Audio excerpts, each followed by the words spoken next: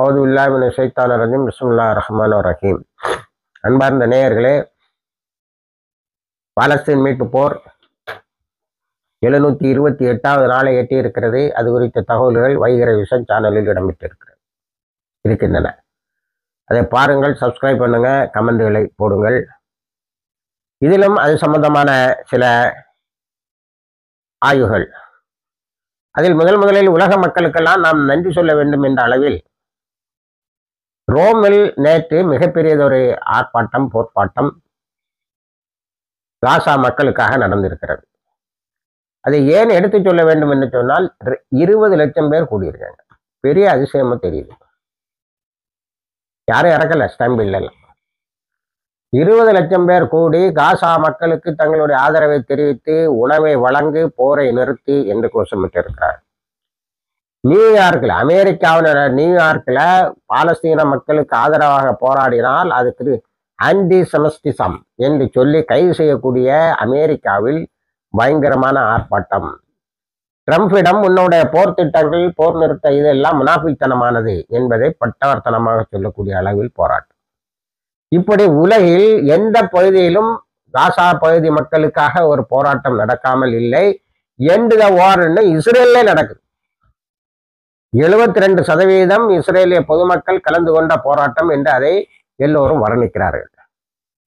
இப்போ நத்தியானுடைய க்ளோஸ் சர்க்கிள்ல ஒரு கேள்வி, அதை அமெரிக்காவினுடைய பத்திரிகைகள் அரசல் புரசலாக வெளியிட்டு இருக்கின்றன.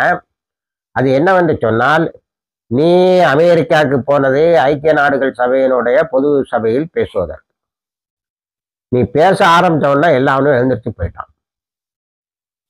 இருந்த 3 பேரும் உன்னை மடக்கி கேள்வி கேட்கவும் உன்னுடைய பேச்சை இன்டர்செப்ட் பண்ணவும் தான் இருந்தான்.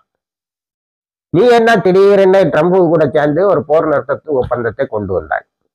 இந்த போர் நிறுத்த ஒப்பந்தம் எப்ப வந்தது என்பதை நாம் ஏற்கனவே உங்களுக்கு ஒரு செய்தியாக சொன்னோம். அதுக்கு பின்னால் ஒரு சூட்சுமை இருக்கிறது, அதை மட்டும் இப்பொழுது சொல்கிறோம். ஒரு கடிதம் இஸ்ரேலுடைய இராணுவ தளபதிகளிடம் இருந்து சென்றது. அது கான்பிடென்ஷியல் ரிப்போர்ட் என்று சொல்வார்கள்.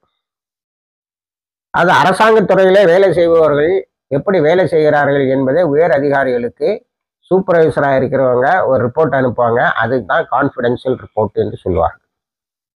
அந்த கான்பிடென்ஷியல் ரிப்போர்ட்ல அவங்க சொல்லியிருந்த மிக முக்கியமான செய்தி, காசாவில் நாம் நிறைய இழந்து கொண்டு இருக்கிறோம், வெற்றிக்கான எந்த வாய்ப்பும் இல்லை, நமது படை வீரர்கள் ஓடி ஒளிந்து கொண்டு இருக்கிறார்கள். ஒரு ரிவோல்ட் நடந்தது, 10 பேரை பிடிச்சி ஜெயிலில் போட்டான். இருந்தாலும் நாங்கள் சண்டைக்கு போக மாட்டோம், ஜெயிலில் இருப்பதே சுகம்னு போயிட்டாங்க. அப்போ இவன் போர்க்களத்துல ஜெயிச்சுட்டு இருந்தா நிச்சயமா என்ன செய்ய மாட்டான், ஒப்பந்தத்துக்கு ஒத்துக்கொண்டு இருக்க மாட்டான். இப்போ ட்ரம்ப் வாய்க்கு வந்தபடி உளறி இஸ்ரேலுக்கு சாதகமான ஒரு அறிவிப்பைத்தான் செய்தார் என்று நேற்று வரைக்கும் பேசிக் கொண்டிருந்தவர்கள் இன்னைக்கு ஹமாஸுடைய பொறியில் ட்ரம்ப் விழுந்துட்டார் சொல்லுவாங்க. இஸ்ரேலிய மீடியா என்ன சொல்லுதுன்னா, he sold Israel for a Nobel Prize. அமைதியை கொண்டு வந்துட்டேன் என்று சொல்லி உலக மக்கள்லாம் இன்றைக்கு போராடிக்கிட்டு இருக்காங்கல்ல, அவங்கள்ட்ட நான் காசாவில் அமைதியை கொண்டு வந்தேன் என்று சொல்லி நோபல் பிரைஸ் வாங்கலாங்கிறதுக்காக இஸ்ரேலை விட்டுட்டேங்கிறாங்க. இந்த இதுல உள்ள பொருளை கொஞ்சம் விளக்கமா விஷன் சேனல்ல சொல்லியிருக்கோம், இதுலயும் கொஞ்சம் சொல்லியிருக்கோம் உங்களுக்கு. இன்னும் அதிகமான விளக்கங்களும், எப்படி ட்ரம்ப் கவுந்தார், எப்படி ஹமாஸ் சாதுரியமாக அந்த பேச்சுவார்த்தை முன்னெடுத்து சென்றது என்பது வெளிப்படும். அதுல ஹமாஸ் எல்லாரும் பாராட்டுறாங்க.